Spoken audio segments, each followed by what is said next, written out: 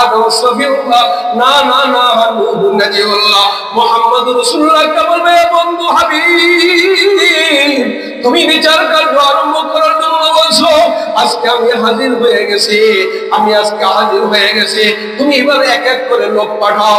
আব্বা জানকে বলো আব্বা জান আদম আপনি আগে যান, সকলের পিতা আপনি কয়েন আমি একটা মামলা খাইছিলাম জান্নাতে থাকা অবস্থায়, ওই যে গাছের ফল গাছের কাছে না যাওয়ার জন্য ফল খেয়ে ফেলছি, আল্লাহ তাআলা আমাকে দুনিয়াতে 350 বছর পর্যন্ত কাটাইছে। আজকে যদি মাওলার মনে পড়ে যায়, আজকে যদি ওই কথা মনে পড়ে যায়, রব্বে কাবা আজকে যে রাগান্বিত অবস্থায় আছেন পৃথিবীর ইতিহাসে আর কোনোদিন এত রাগান্বিত হন নাই, আর কখনো হবে না। আজকে যদি আমার ওই মামলার কথা মাওলা পাক স্মরণ করে ধরে বসে, আমি আদম সফিউল্লাহর ওখানে আমি যাইতে পারবো না, ছেলে তুমি যাও। ছেলে মা ছেলের কাছে মাপ চাইবে। এবার মুহাম্মদুর রাসূলুল্লাহ বলবে নূহ নাজিউল্লাহ আপনাকে দিত, আদম সফিউল্লাহ বলে নাজিউল্লাহ বলবে আমি পারবো না। এক এক করে সবাই যখন পারবে না, আল্লাহ রাসূল বলবে আবু বকর তুমি সর্বপ্রথম যাও। সুবহানাল্লাহ। অনেক লম্বা করে কথা। আবু বকর আবার আল্লাহ পাকের আরশের সামনে যখন আসবে, আরশের সামনে মাকামে মাহমুদ একটা জায়গা আছে, চরমরায় যারা জানি, যারা আল্লাহু আকবার ওই তাবলীগে গেছেন দেখবেন পাশ দিয়ে একটা জায়গা বেড়া দেয়া থাকে, ওই জায়গাটার নাম হইল মাকামে মাহমুদ, স্টেজটার নাম হয় আরশে আরশ, দুই চেয়ারের নাম হইল কুরসি, এখানে মামলা বসা, এটা হইল কুরসি, এটা হইল আরশ। আরশের সামনের জায়গাটা হইল মাকাম। এক একজন আসামি আনবে, ওজন দেওয়া হবে। জিবরাইল আলাইহিস সালাতু ওয়াস সালাম দাড়ি পাল্লা ধইরা রয়েছে, কার আমলনামা কার বদআমল এটা তিনি ওজন ওখানে দিতেছেন। আল্লাহ পাকের মাকামে মাহমুদের কাছে এক এক করে আসামিদেরকে পাঠাইবেন। আবু বকর সিদ্দিক যখন আসবে মাকামে মাহমুদ আয়েশা দেখবে চোখের পানি, আবু বকর বুঝে ফেলবে আবু বকর তো সেই আবু বকর। আল্লাহু আকবার। নবীর সিনার ভিতরে জিবরাইল আলাইহিস সালাম কোরআন নিয়ে নাযিল হইতেন, এই কোরআনটা রূহানি পাক দিয়া আবু বকর সিনায় দিয়া দয়াল নবীর শানে, আমার নবীজিকে আল্লাহ তাআলা দয়াল নবী বানিয়েছেন। কোরআনুল কারীমে আল্লাহ তাআলা একটা সিফাত নিজের রেখে দিয়েছেন রহিম রহিম। আল্লাহ তাআলা তার বন্ধুর ব্যাপারও আরেকটা সিফাত দিয়েছেন রহিম। তাহলে আমরা দেখব আল্লাহ তাআলা নিজের সিফাত লাগাইলেন দয়াল। বিসমিল্লাহির রহমানির রহিম। এখানে আল্লাহ তাআলা এই যে রহিম শব্দ লাগাইলেন দয়ালু, আল্লাহ তাআলা তার বন্ধুর সাথেও লাগাইলেন লাকাদ জাআকুম রাসূলুম মিন আনফুসিকুম আজিজুন আলাইহি মা আনিতুম হারিসুন আলাইকুম বিল মুমিনিনা রাউফুর রহিম।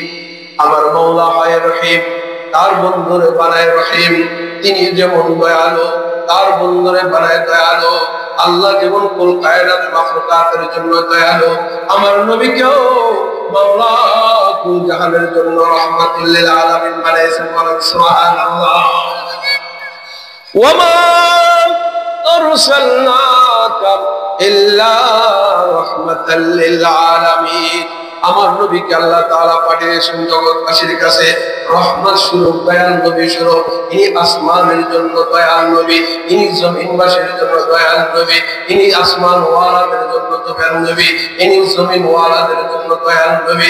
আসমানে যত মাখলুকাত আছে তাদের জন্য দয়াল নবী, জমিনের উপরে যত কীট পতঙ্গ জীব জানোয়ার বাস করে তাদের জন্য দয়াল নবী।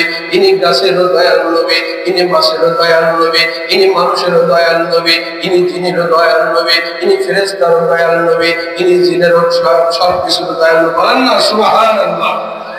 তিনি সব কিছুর জন্য দয়াল নবী। একদিন দয়াল নবীটা বুঝলেন। একদিন জিবরাইল আলাইহিস সালাতু ওয়াস সালাম আমার নবীর সাথে আলোচনা করতেছিলেন।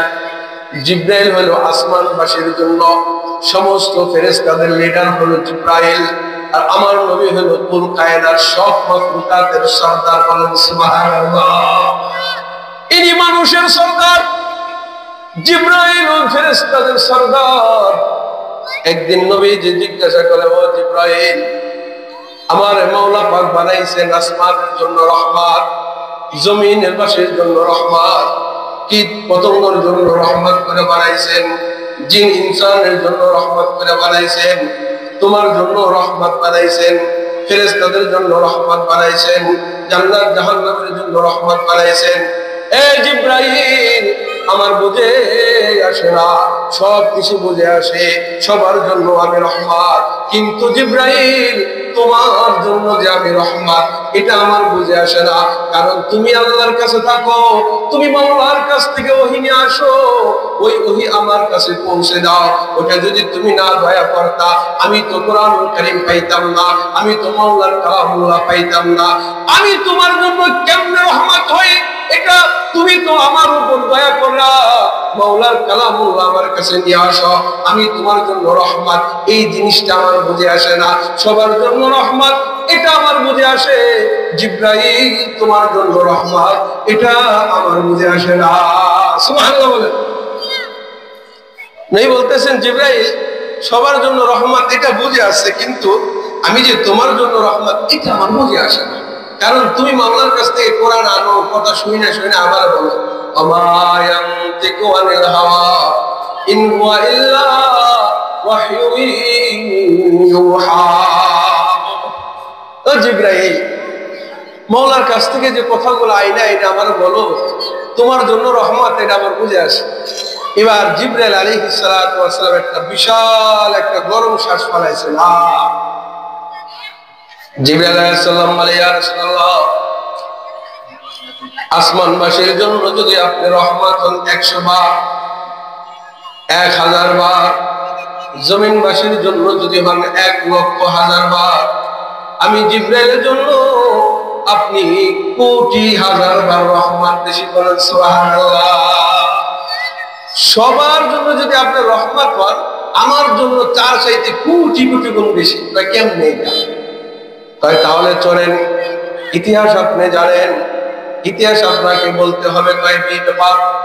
আমাদের একজন লিডার ছিল আসমানে আজাজিল, আমাদের লিডারের নাম ছিল আজাজিল। ওই আজাজিল ছিল এরকম বিশাল সিংহাসনে বসা। ওই আজাজিল আমাদেরকে হুকুম করত, আমি জিবরাইল যেদিকে যাইতাম আমাদেরকে হুকুম করতো, আমরা জিবরাইল সেই দিকে যাইতাম, মিকাইলও সেই দিকে যাইতো, ইসরাফিলও সেই দিকে যাইতো, আমরাও যাইতাম, আজরাইলও যাইতো, সব ফেরেশতা তার কমান্ড মেনে চলতাম। তিনি শুধু সিংহাসনে বসা থাকতেন, তার নাম ছিল আজাজিল। একদিন মাওলা পাক ডাক দিয়া বলে, আল্লাহ পাক ডাক দিয়া বলে, এ আজাজিল, ফাখরুজ আলাইনা ইন্নাকা রাজিম ওয়া ইন্না আলাইকা লানাতি ইলা ইয়াউমিদ্দিন। এই আজাজিল শয়তান ওখান থেকে নাইমা জাহান্নামে পাঠায়া দেয়। আজাজিল আমাদের লিডারকে চেয়ার থেকে নামাইয়া জাহান্নামে পাঠায়া দিল। এর কিছু আগ পর্যন্ত আমাদের যিনি লিডার ছিলেন তার ক্রমান্বয়ে আমরা চলতাম, ডাইনে যাইতে কুলে ডাইনে যাইতাম, বামে যাইতে কুলে বামে যাইতাম, মাথা নড়ার মতো হিম্মত আমাদের কারো ছিল না। একদিন মাওলা পাক ডাক দিয়ে বলে, ফাখরুজ মিনহা,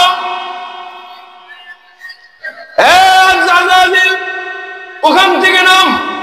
ওখান থেকে নামাইয়া মাওলা তার জাহান্নামে পাঠাইয়া দেয়। এই দৃশ্যটা দেখা আমরা হাজার হাজার কোটি কোটি ফেরেশতারা থরথর করে কাঁপতে আরম্ভ করে দিলাম। আমরা থমকে দাঁড়ায় রইলাম। এর কিছুক্ষণ পরে আল্লাহ তাআলা ডাক দিলেন, ইয়া জিবরাইল। আমি বললাম, লাব্বাইক। ও মাওলা, কি বলবেন বলেন। ও জিবরাইল, চেয়ার তো লিডারের চেয়ার খালি হয়ে গেছে, এখন তুমি ওই চেয়ারে বসে যাও, আমি তোমাকে সমস্ত ফেরেশতাদের লিডার বানাইয়া দিলাম। সুবহানাল্লাহ। তো সমস্ত ফেরেশতাদের লিডার বানাইছি, ঠিক আছে, কিন্তু আমার দিলে যে একটা ভয়, ভয় কাঁপে না, কমে না, কাঁপুনি কমে না। কারণ আমাদের যে লিডার ছিল, এই লিডার এতদিন পর্যন্ত ছিল জান্নাতি, আল্লাহ তাআলা তাকে ওখান থেকে জাহান্নামে পাঠিয়ে দিলেন, আমার ওই চেয়ারে বসাইলেন, না জানি কখন আবার আমার এখান থেকে নামাইয়া জাহান্নামে পাঠিয়ে। দিলের কাঁপুনি কমে না। মালিক সিদ্ধান্ত নেয় আদম আলাইহিস সালামকে বানায়। আদম আলাইহিস সালামকে বানায় বলে, কাজ করো, আমি আদম আলাইহিস সালামের সাথে যাওয়া আসা করি, কিন্তু দিলের ভেতরে সেই কাঁপুনি কমে না। নূহ আলাইহিস সালাতু ওয়াস সালাম আসে, আমার মাওলা বলেন নূহের সাথে কাজ করো, আমি নূহ আলাইহিস সালামের সাথে যাতায়াত করি, দিলে কোনো শান্তি পাই না। ইব্রাহিম খলিলুল্লাহর সাথে কাজ করি, সেখানেও শান্তি পাই না। মুসা কালিমুল্লাহর সাথে কাজ করার জন্য বলে, সেখানেও কাজ করে কোনো দিলে শান্তি পাই না। ইসমাইল জবিউল্লাহর সাথে কাজ করে শান্তি পাই না। মুসা কালিমুল্লাহর সাথে কাজ করে শান্তি পাই না। ঈসা রূহুল্লাহর সাথে কাজ করে শান্তি পাই না। বাদশাহ সুলাইমান শাহের সাথে কাজ করে শান্তি পাই না। কোন নবীর সাথে কোনো শান্তি পাই না। যাইতে যাইতে 1,24,000 পয়গম্বর, এদের সাথে কাজ করলাম, কিন্তু দিলের কাপড়ে কমে না। আমার দিলের শুধুমাত্র একটাই ভয়, কখন জানি মাওলা আমারে ওই আমাদের লিডারের মতো ওই চেয়ার থেকে নামাইয়া জাহান্নামে পাঠাইয়া যায়, কখন যেন আমাকে জাহান্নামে পাঠাইয়া দেয়, এই ভয় আমার অন্তরে খালি কাঁপতেছে। তারপরে কি হইলো? মালিক একদিন সিদ্ধান্ত নেয়, আপনার দুনিয়াতে আসেন, 40 বছর নবুয়তের সময় হয়, ইকরা বিসমি রাব্বিকাল্লাযী খালাক, এটা দিয়ে যখন আপনার কাছে ওহী শুরু হয়ে গেল, ওহী নিয়ে আসা যাওয়া করে একদিন কিছু আয়াত আল্লাহ তাআলা আপনার কাছে পাঠাইলেন, আমার মাধ্যমে আপনার কাছে পাঠাইবেন।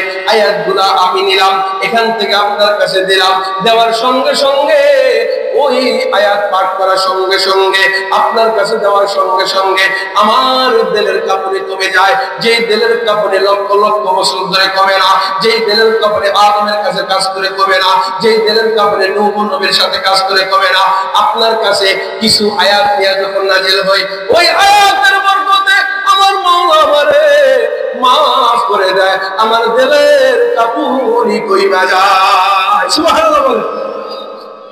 দিলের কাঁপুনি কইমা যায়। এবার নবী কয়, ও জিবরাইল কি বলো, এটা কোন আয়াত যে আয়াতের বরকতে তোমার দিলের কাঁপুনি কইমা যায়, একটু শোনাও না। এবার জিবরাইল আলাইহিস সালাম বলে, ইন্নাহু লাকুরআনুন কারীম যী কুওয়াতিন ইনদা যিল আরশি মাকিন মুতাইন সাম্মা আমিন। রব্বুল আলামিন আমাকে আয়াতের ভিতরে আমিন বলছেন, বিশ্বস্ত বলছেন। আমি মাওলার কোনো গাদ্দারি করব না, আমি মাওলার নাফরমানি করব না। রব্বে কারিম যখন, রব্বে কাবা যখন আমাকে বিশ্বস্ত বলছে, তাহলে আমাকে আর চেয়ার থেকে নামাইবেন না, আমাকে মাওলা পাক চেয়ার থেকে নামাইয়া জাহান্নামে আর দিবেন না। ওই সময় থেকে আমার দিলের কাঁপুনি কমে গেছে, বলেন সুবহানাল্লাহ। এবার নবীরে বলে, ইয়া রাসূলুল্লাহ আপনি বলেন তো, যে কাঁপুনি 14,000 বছর ধরে কমে না, ওই কাঁপুনিটা এক আয়াতের মাধ্যমে আল্লাহ তাআলা আমার দিল থেকে কাঁপুনি দূর করে দিল। ইয়া রাসূলুল্লাহ আসমান ওয়ালার জন্য যদি আপনি রহমত আর লক্ষবার, জমিন ওয়ালার জন্য যদি হন লক্ষ রহমত হন লক্ষবার, আমি জিবরাইলের জন্য আপনি রহমত শুরু করে 1,00,00,000 বার। সুবহানাল্লাহ। নবী জিবরাইল আলাইহিস সালাম আল্লাহ রাসূল সাল্লাল্লাহু আলাইহি সাল্লামের জন্য, নবীর জন্য জিবরাইল আলাইহিস সালাম রহমত স্বরূপ, কারণ নবীজির উপরে আয়াত কানা নাযিল হওয়ার সঙ্গে সঙ্গে জিবরাইল আলাইহিস সালামের ওই দিলের কাঁপুনি কমে গেছে।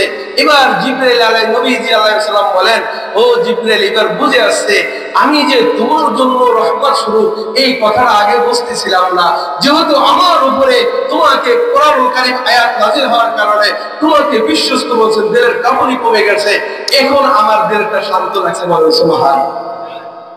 মেরা মুহতারাম ভাইও, ওমা আরসালনাকা ইল্লা রাহমাতাল লিল আলামিন, আমার নবী যে রহমত স্বরূপ, এটা দুনিয়াতে বুঝে আসবে না, এটা যতই আপনাকে বুঝে আসবে না, বুঝে আসবে ওপারে যাইয়া। আমার আল্লাহ তাআলা তার আলোচনাটাকে এত লম্বা করেছেন, এত উঁচু করেছেন, এত শান মর্যাদা বাড়িয়ে দিয়েছেন। রব্বে কাবার যখন হুকুম হয়, বন্ধুরে এবার আমার বাড়িতে মেহমান বানাবো, খেয়াল করেন এবার তার নামটাকে কোথায় উচ্চারণ করাইছেন। সমস্ত নবীদেরকে আগে আগে নাম শুনিয়ে দিয়েছেন। সমস্ত নবীরা জানে মুহাম্মদ আহমদ নামে একজন নবী আসবে দুনিয়াতে। এবার সমস্ত নবীরা আমার নবীকে দেখে নাই, আমার নবীর খালি গুণগান শুনছে, আমার নবীর শুধু আলোচনা শুনছে।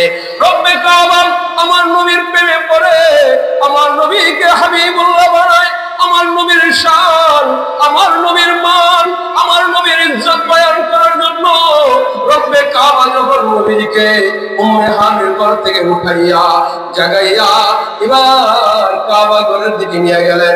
ওখান থেকে জমজমের কূপের পাশে শোয়াইয়া ওখান থেকে আল্লাহু আকবার মসজিদুল আকসার দিকে নিয়ে যায়। কেন মসজিদুল আকসার দিকে নিয়ে গেলেন? এখানে হইল মূল আলোচনা। ওয়ারাফানা লাকা যিকরা। রব্বুল আলামিন বলেন, আরে কাবা ঘরের উপরে, কাবা ঘর বরাবর হইল আমি মাওলার আরশ। বন্দরে উঠাই নিতে হইলে কাবা ঘর থেকে দিল পরিষ্কার কইরা দিলের ভিতরে অক্সিজেন ঢুকাইয়া আমার বন্ধুরে আমি সরাসরি আসমানে নিয়ে আসতে পারতাম। কয় না না না না, আমার বন্ধুর আলোচনার জন্য জগৎ বানানো, আমার বন্ধুর আলোচনার জন্য প্রেম কেন্দ্রিক সৃষ্টিজীবকে বানানো, আমার বন্ধুরে হাতিমে কাবার থেকে ওখান থেকে নিয়ে মসজিদুল আকসার ভিতরে নিয়ে গেলেন, যেখানে 1,24,000 পয়গম্বরকে আল্লাহ তাআলা হাজির করে দিলেন। তাদেরকে বললেন, তোমরা যেই নাম আগে আলোচনা করছো, তোমরা যেই নাম আগে শুনে আসছো, মুহাম্মদ তো দেখো নাই, আজকে তোমাদের মাঝে মুহাম্মদ রাসূলুল্লাহ আসবে, তোমরা কাতার বন্দী হয়ে দাঁড়াইয়া যাও। সুবহানাল্লাহ। এবার প্রেসিডেন্ট ঢুকতেছে, সরকার দু আলম তাজদার মদিনা জনাব মুহাম্মদ রাসূলুল্লাহ সাল্লাল্লাহু আলাইহি ওয়াসাল্লাম মসজিদুল আকসার ভিতরে ঢুকলেন। সমস্ত নবীরা সালাম দিলেন। সালামের পর কথোপকথন হইলেন। ওটা মূল মাকসাদ হইল ওখান থেকে রব্বে কাবা আমার নবীজিকে আবার বুরাকের মাধ্যমে উর্দু জগৎ ভ্রমণ করাইলেন। আর সমস্ত নবীরা আমার নবীর আলোচনা শুরু করে দিলেন। সুবহানাল্লাহ। আব্বা জান আদম কয়, ও আদম, ও মুহাম্মদ রাসূলুল্লাহ, তুমি থাকা, তুমি না থাকলে আমার যে কি হইতো? তুমি 350 বছর সব দোয়া পয়রা দোয়া করছি, তোমার নাম নিয়ে যখন দোয়া করছি 360 বছর সময় দোয়া কবুল হইয়া আমার আল্লাহ হাওয়া আলাইহিস সালামের সাথে ওই আরাফাতের ময়দানে দিদার করাই দিয়েছে। বলেন সুবহানাল্লাহ। এক একজন মনের ব্যথাগুলা বলতেছে, এক একজন নবীর শান বয়ান করতেছে। মেরে মুহতারাম ভাইও, আল্লাহ তাআলা আদম আলাইহিস সালামের পরে শীশ আলাইহিস সালাম হইল প্রথম নবী। আদম আলাইহিস সালাম হইল পৃথিবীর সর্বোত্তম নবী, এর প্রথম সন্তান। সন্তানদের মধ্যে শীশ আলাইহিস সালাম হইল প্রথম নবী। ওয়ারাফানা লাকা যিকরা। শীশ আলাইহিস সালামকে আদম আলাইহিস সালাম বলে, বাবা বড় একটা সাংঘাতিক দামি কথা বয়ান করে যায় তোমার কাছে। তুমি দুনিয়াতে যত দোয়া করবা সব দোয়াগুলা মুহাম্মদুর রাসূলুল্লাহর উসিলায় দোয়া করবা। আল্লাহ তাআলা ওই মুহাম্মাদের নাম দিয়ে যদি দোয়া করতে দেরি হবে, কবুল করতে মাওলা দেরি করবে না। সুবহানাল্লাহ। ওয়া রাফা'না লাকা যিকরাক। শীশ আলাইহিস সালাতু ওয়াস সালাম জীবনের সব দোয়াগুলা মুহাম্মদ রাসূলুল্লাহ দোয়া করেছেন। কয়, বাবা আমিও আল্লাহ তাআলা আমাকে দুনিয়ার এক থেকে আরেক জায়গায় প্রান্তে ফেলে দিয়েছিলেন। আমার আল্লাহ ওই নবীর নামের উছিলায় যেই নামটা মাওলা পাক আরশে আজিমের খুঁটির পায়ে লিখে রেখেছেন, 7 আসমানের ফটকে লিখে রেখেছেন, জান্নাতের দরজায় দরজায় লিখে রেখেছেন, জান্নাতের গাছের পাতায় পাতায় লিখে রেখেছেন, হুর গিলমানের চোখের পুতুলিতে রেখে দিয়েছেন, ফেরেশতাদের কপালে লিখে রেখেছেন, সমস্ত জায়গায় এই নামটা লিখে রেখেছেন। ওই নামের উসিলায় ছেলে তুমি দোয়া করবা, আল্লাহ তোমার সব দোয়াকে কবুল করে নেবে। বলেন সুবহানাল্লাহ। তাহলে পাইলাম আজকে আমরা যে কোনো দোয়া করব, দোয়ার ভেতরে বলবো মুহাম্মদুর রাসূলুল্লাহ উসিলায়, আপনার বন্ধুর উসিলায়, আপনার হাবিবের উসিলায় আমার দোয়াটা কবুল করে দাও। দেখবেন দোয়া করবেন যতগুলা, সব দোয়াগুলো আল্লাহ তাআলা কবুল করে নেবে। সুবহানাল্লাহ। আরেকটা কথা বলি, দোয়া কবুল হবে, এরপর আলোচনা যাব। তাওরাতে একজন আলেম খুব করছে মুহাম্মদুর রাসূলুল্লাহর শান আর মান নিয়ে। সবচেয়ে বেশি তাওরাতের ভিতরে পড়ছে মুহাম্মদুর রাসূলুল্লাহ সাল্লাল্লাহু আলাইহি ওয়াসাল্লামের খুশবু, আতর, মিশক, আম্বার নিয়া, যে নবীজির ঘ্রাণ, নবীজির ঘাম, মিশক, আম্বার চাইতে বেশি পাতায় পাতায় নবীজির শান বয়ান, এটা পয়রা তাওরাতের আলেম পাগল হয়ে গেছে। পাগল হয়ে যাওয়ার পরে এবার তাওরাতের আলেম সিদ্ধান্ত নেয় জীবদ্দশায় আমি আমার নবীজিকে একবার দেখে নেব। 15 দিন লাগাতার সফর করতে করতে করতে করতে মদিনায় আসেন। বলেন সুবহানাল্লাহ। কয়দিন সফর? 15 দিন সফর করে আসার পরে এবার মদিনায় যখন আসছে, রওজা পাকের কাছে আসছে, আয়েশা দেখে না না না, নবীজি কিছুদিন আগে ইন্তেকাল করে গেছে, নবীজি আর জীবন্ত সেবাই চালাই। এবার খুব আফসোসের সাথে কান্নাকাটির সাথে রওজা পাকের পাশে বসে খাড়ায় খাড়ায় কান্না আরম্ভ করে দিয়েছে। সুবহানাল্লাহ বলেন। মেরে মুহতারাম ভাই,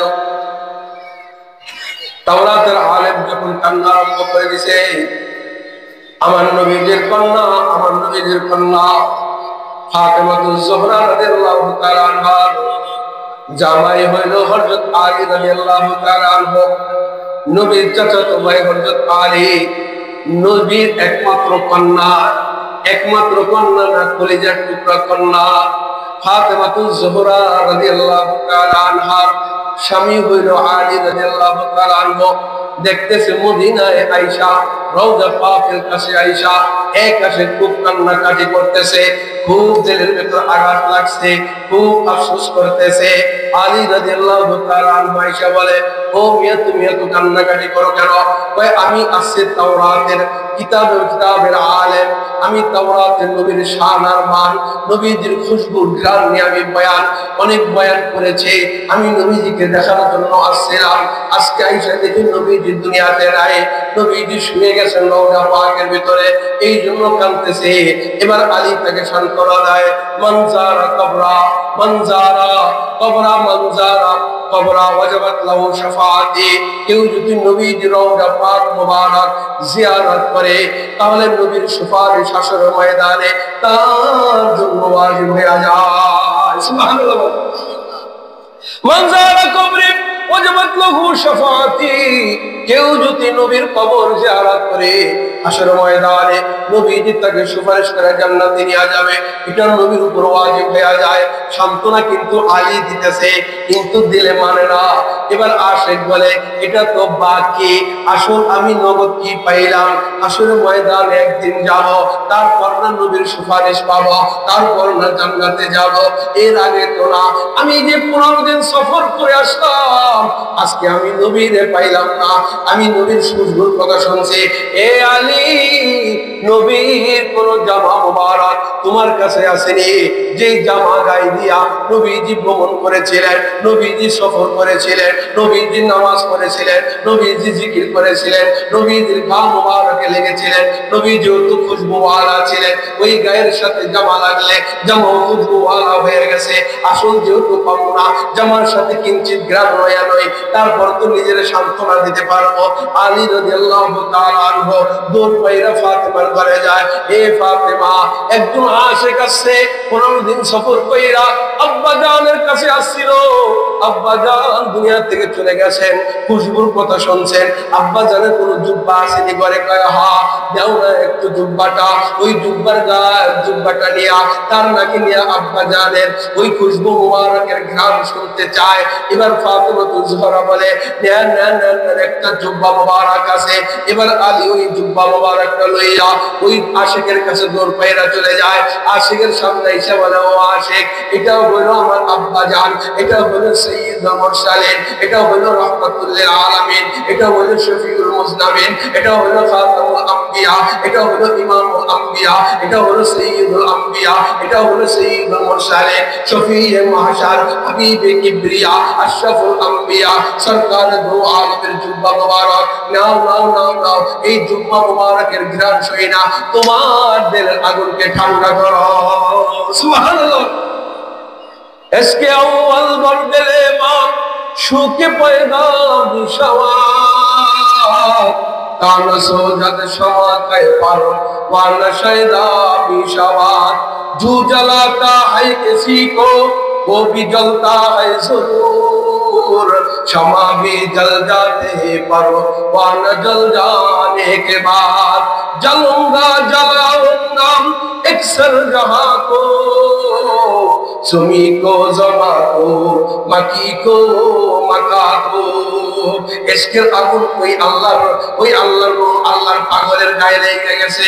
এবার নবীর আশিক হইয়া যখন 15 দিন সফর করে মদিনায় আসছে, আইরে মদিনার পাগলওয়ালারা, বাঙালি মানুষ কাফের যদি একটা মদিনায় যায়, একটা গুনাহগার যদি মদিনায় যায়, রওজা পাকের পাশে যাইয়া এমন কোন দেল আছে যার দেল চোখের পানি বের হয় না, এমন কোন শক্ত দেল আছে রওজা পাকের পাশে যায় সালাম দিলে চোখের পানি বের হয় না, এমন কোন দেলই নাই যেই দেলটা রওজা পাকের মুবারকের কাছে যাইলে নবীজিকে সালাম যখন দেয় নবীজির মহব্বতে দিল থেকে পানি বের হয় না, অনুভূতি চলে আসে।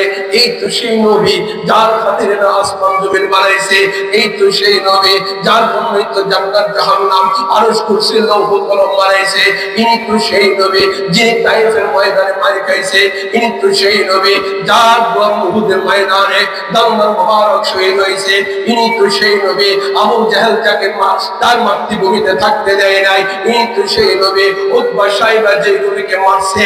আইরে এই কথাগুলো যখন স্মরণে এসে যায় কোন মানুষের দিলে আর বাধা মানে না, চোখের দিয়া জল জল করে পানি পড়তে আরম্ভ করে দেয়। আল্লাহ নবীর সামনে যখন আমার নবীজির জুব্বা মুবারক আনছে, জুব্বার মুবারকটা হাতে লইয়া এবার ছিল রওজা পাকের দিকে, রওজা পাকের দিক থেকে ঘুইরা পশ্চিম দিকে ধারাইয়া এবার নবীজির জুব্বা মুবারকটা হাতে লইয়া নাকের ভেতর নাকের কাছে আইনা একটা টান দিছে। এই টান দেওয়ার সঙ্গে সঙ্গে আল্লাহ নবী যেমন পাগল ছিল এবার পুরো নবীর প্রেমের মাতাল হয়ে গেছে।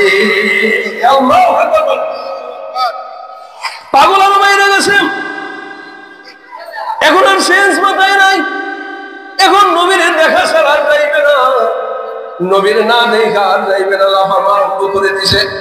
আমাদের এক বুজুর্গ বয়ান করেছিলেন এক নারীর প্রেমে ছেলে যখন আশিক হয়ে গেছে, অনেক দূরের সফর, এক রাজা তার মেয়েকে, এক রাজার পুত্র যখন শাহজাদা ঘোরার জন্য আসছে, চুল দেখে তার রূপ দিকে পাগল হয়ে তাকে লইয়া তার দেশে চলে গেছে। যাওয়াটা এত লম্বা সফর ছিল, 1-1.5-2 বছরের সফর। যখন শাহজাদা যখন ওই মেয়েটাকে নিয়ে ওই সফরে তার বাড়িতে চলে গেছে, এই মেয়ের প্রেমে যিনি আশিক ছিল তিনি তাকে দেখে আগে বলেছিল তুমি আসো তো আমি আসি, তুমি নাই তো আমি নাই। যখন তার কানে আসছিল যে হা অমুক দেশের বাদশার ছেলে এই মেয়েটাকে লয়ে গেছে, পছন্দ করে লয়ে গেছে, এই যুবকটা পাগল হইয়া সফর আরম্ভ করে দিয়েছে। সফরে যাইতে যাইতে ময়দান দিয়া যায়, মরুভূমি দিয়া যায়, মাসকে মাস যায়, এবার বাগান দিয়ে চলা আরম্ভ করে দিয়েছে, এবার মহাসাগর পাড়ি দেওয়া আরম্ভ করে দিয়েছে। যাইতে যাইতে বছর খানি 2 চলে গেছে, শরীর পয়সা পড়ে গেছে, খানা দানা কত কোনো বইলা গেছে, খোঁজ নিতে নিতে বাদশার দরবারে হাজির। এবার দেখে সেই মেয়ে, যে মেয়েকে দেশ থেকে উঠাই নিয়ে আসছিল, ওই মেয়ে এবার বিলাসবন ভবন থেকে সিঁড়ি দিয়া নামতেছে। দূর থেকে তিনি দেখতেছে তার কোলে একটা বাচ্চা। এবার তার রূপ আর আগের মতো নাই, তার সৌন্দর্য আগের মতো নাই, তার আর ওই সৌন্দর্য রূপ আগের মতো না পাইয়া এবার যুবকের মাথা ফিরে আসছে, আমি কোন রূপে পাগল হইলাম, আমি কোন প্রেমে পাগল হইয়া জিন্দিগিটা শেষ করে দিলাম। এত বিশাল নদী কেমনে পার হয়ে আমার মাতৃভূমি যাবো, এমন জঙ্গল পাড়ি দিয়ে কেমনে আমার মাতৃভূমিতে যাবো, এমন মরুভূমি পাড়ি দিয়ে কেমনে যাবো। এবার আরো সেন্স পাগল হয়ে গেছে, আমি কি করলাম, আমি এই মেয়ের পাগল না হইয়া রব্বে কাবার পাগল হইলে আজকে তো আমার এত কষ্ট করা লাগতো না, আমি বিশাল সমুদ্র কেমনে পাড়িয়ে দিয়া যাবো, হায় আমি কি করলাম, হায় আমি কি করলাম। এই হায় হায় করতে করতে রব্বে কাবার দয়া হয়, দিলের ভেতরে ইশকের আগুন ভরায়া যায়, আবার ওই মানুষ আল্লাহর পাগল হয়, আবার রওনা দেয় বাড়ির দিকে, জঙ্গল পাড়িয়ে যায়, নদী পাড়িয়ে যায়, মরুভূমি পাড়িয়ে যায়, বাড়িতে আইসা তিনি কিতাব লেখা আরম্ভ করে দেয়। বলেন সুবহানাল্লাহ।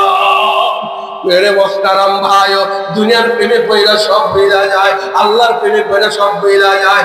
এই আশিক নবীর প্রেম যখন লেগে গেছে, এবার দাও দাও করে আগুন হয়ে গেছে। এবার নবীজির জুব্বা মুবারক পশ্চিম দিকে হাতের উপর লাগিয়া এবার নবীজির কাছে আল্লাহর কাছে দোয়া করে, আল্লাহ ওরফানা লাকা যিকরাক, মাওলা তোমার বন্ধুর নামকে তুমি এত উঁচু করেছো। আল্লাহু আকবার, আল্লাহু আকবার। মুয়াজ্জিন যখন আযান দেয়, আল্লাহু আকবার, আল্লাহু আকবার, আশহাদু আল্লা ইলাহা ইল্লাল্লাহ, আশহাদু আল্লা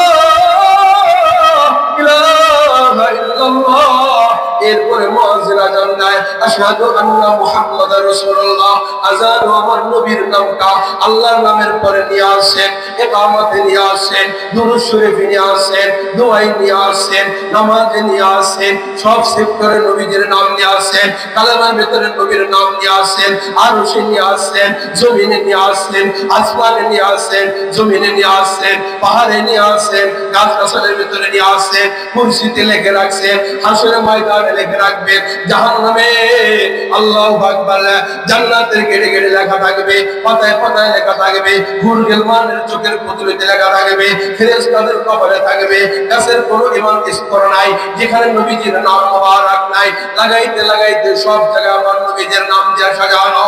এবার ওই নামের দোয়া করে আল্লাহ, এই নামের বরকতে, এই নামের শানে, এই নবীর ইজ্জতে, মুহাম্মদুর রাসূলুল্লাহর শান মোবারকে তুমি এই নবীর নামের উসিলায় তুমি আমাকে তোমার নবীকে না দেখাইয়া এখান থেকে নিবা না, তোমার নবীর না দেখাইয়া আমার এখান থেকে নিবা না।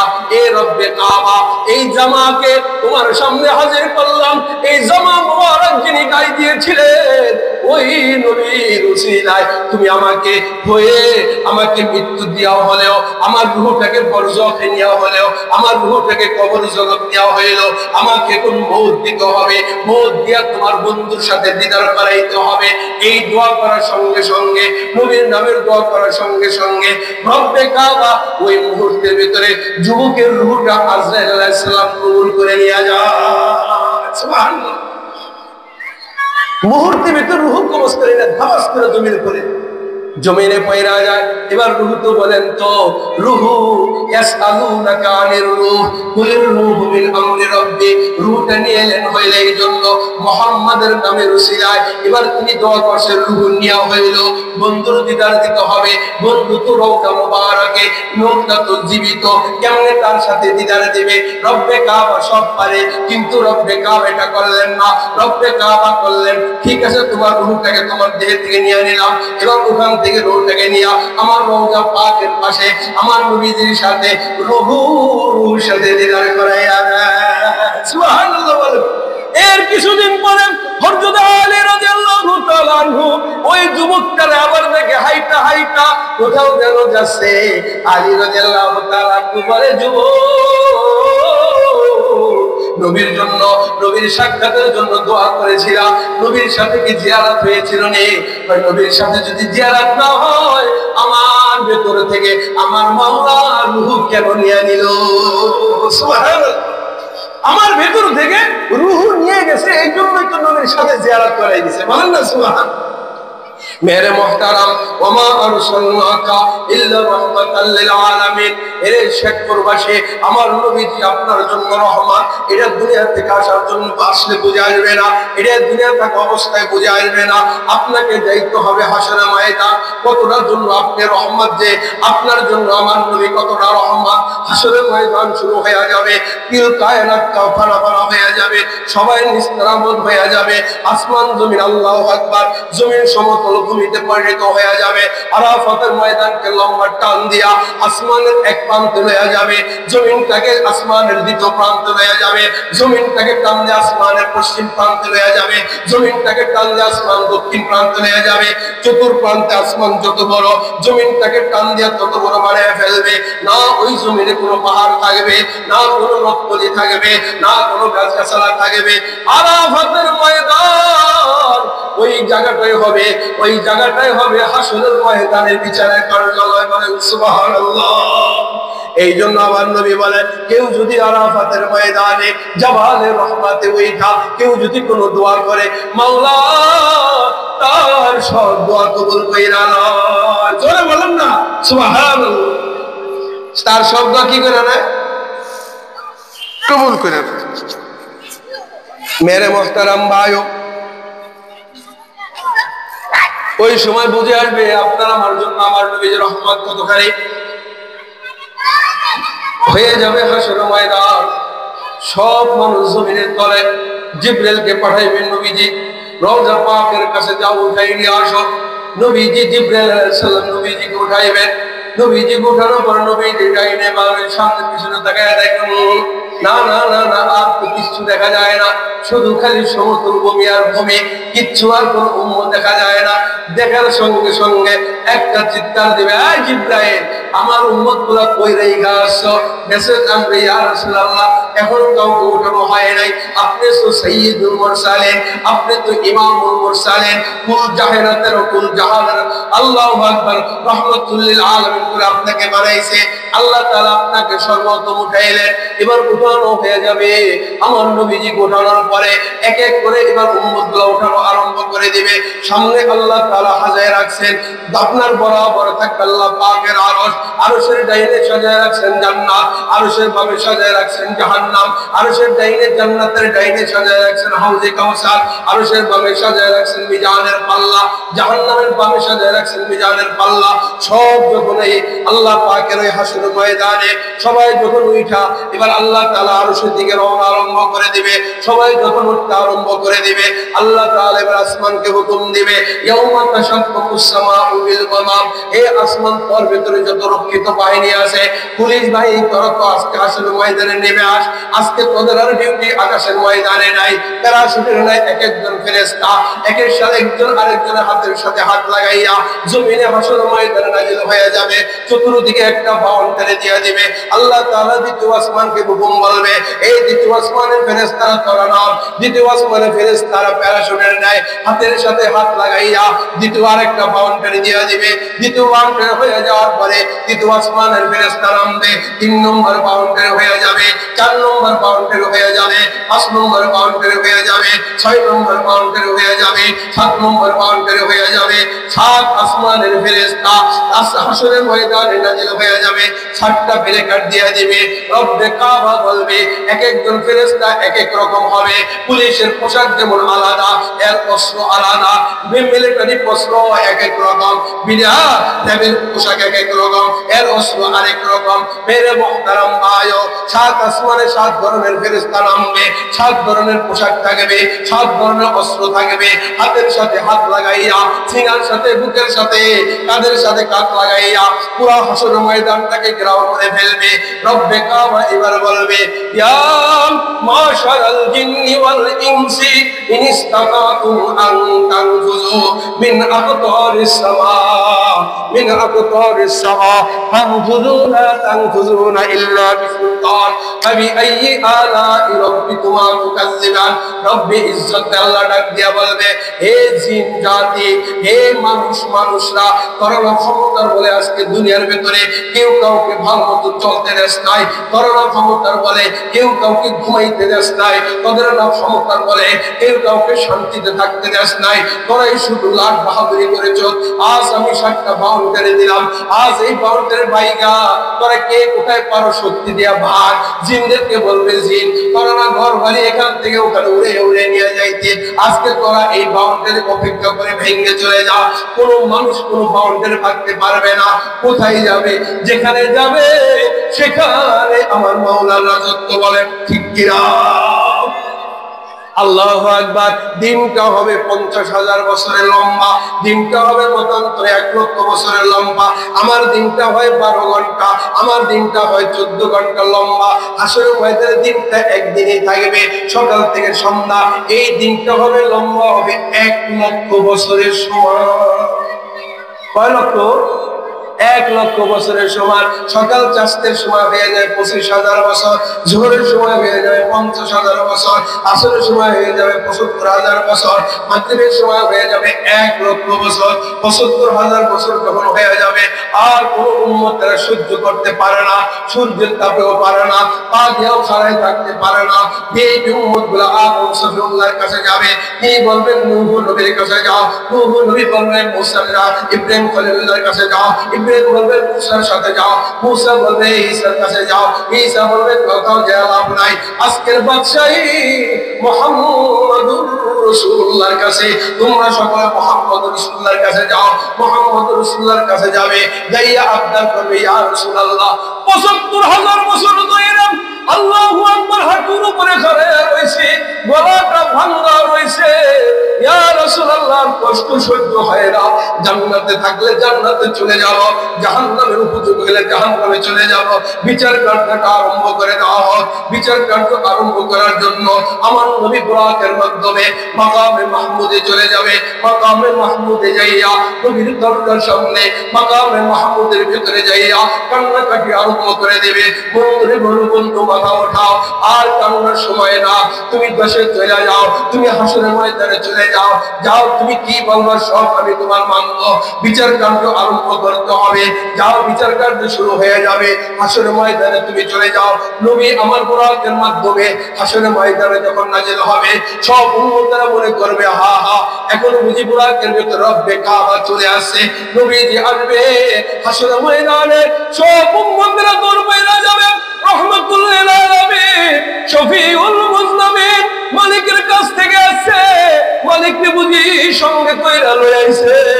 সবাই যখন দৌড়ে আসবে, নবী বলবে, না না না না, আমার নবী কিছুক্ষণ পরে, আর আমার আল্লাহ কিছুক্ষণ পরে আসবে। খারাপ আমাকে আগে যাইতে বলছে। এবার নবীজি যখন হাসরের ময়দানে চলে আসবে, আমার লংটেম চলে যাবে। আল্লাহ তাআলা একটা ইসরাফিলের মাধ্যমে একটা সিংহে ফু দিয়া সব নবী, সব মাখলুক, সব জিন ইনসানকে বেহুশ করে ফেলবে। আল্লাহু আকবার।